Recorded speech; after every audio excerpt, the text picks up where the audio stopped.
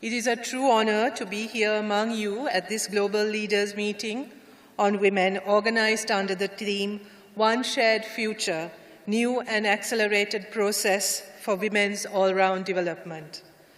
I bring with me warm greetings from my government and my people, including the women and girls of Sri Lanka, who form the backbone of our society and economy. Excellency President Jinping, I thank you for your leadership at this significant moment where leadership on gender and women's equality is so important.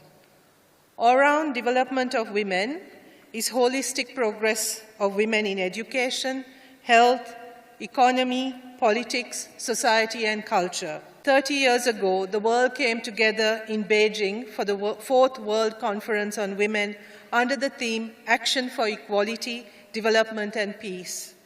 The Beijing Declaration and Platform for Action, adopted at the conference by 189 countries, remains one of the most progressive and comprehensive instruments for achieving gender equality. It laid out a clear vision and identified 12 critical areas of concern, highlighting the systemic barriers women face across every sphere of life: poverty, economic, political, and institutional participation, education, and healthcare that must be addressed to achieve full gender equality. By addressing these interconnected areas in a comprehensive way, the framework contributes to women's overall development, ensuring not only their basic welfare, but also their rights, empowerment, and ability to participate fully and equally in shaping society. Despite gains, significant gaps remain. At the current pace, it will take an additional 137 years to end extreme poverty among women. Today, 47.8 million more women than men face moderate or severe food insecurity. Women also remain underrepresented in the fields that will shape our future, accounting for only 35% of all graduates in science, technology, engineering, and mathematics. And in politics, gender parity in parliament remains a distant dream, not expected to be reached before 2063. The political declaration adopted at the 69th session of the Commission on the Status of Women, held early this year in New York, which also marked the 30th anniversary of the 4th World Conference on Women, acknowledged a hard truth: that no country has fully achieved gender equality and the empowerment of women and girls. Progress in fulfilling the commitments made under the 12 critical areas of concern of the Beijing Platform for Action has been slow and uneven. Excellencies, my country holds the honor of having elected the world's first female Prime Minister in 1960.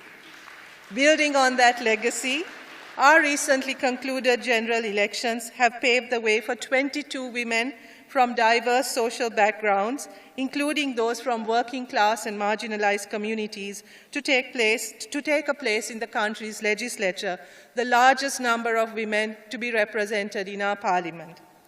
Our government now includes 2 women cabinet ministers, myself among them, as well as a woman deputy minister.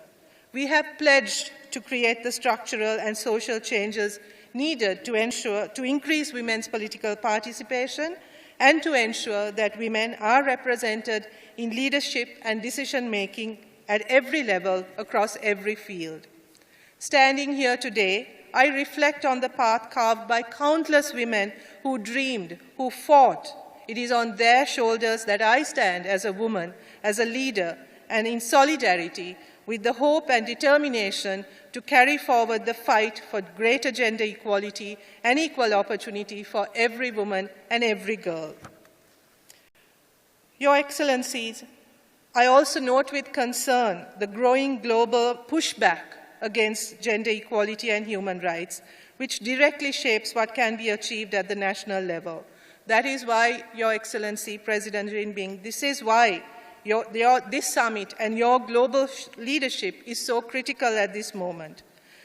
The gender divide is widening, with increasing numbers of young men gravitating towards right-wing ideologies, thereby undermining the hard-won gains of women's movements. This backlash is at least partly rooted in the failures of neoliberalism, which has created fertile ground for authoritarian, illiberal, and undemocratic narratives. The Global Government Initiative and other initiatives announced by the Chinese government, and also what His Excellency the President announced today, is a sign of real progressive and liberal thinking, and we in Sri Lanka stand ready to support these initiatives. As I stand here today, I stand with the women and girls whose hopes and dreams demand a brighter future. I speak for those who strive, often against great odds, to claim their right to education and to quality health care. I speak for the mothers, daughters, and sisters who work tirelessly to provide for their families, balancing immense responsibilities at work and at home with unwavering resilience.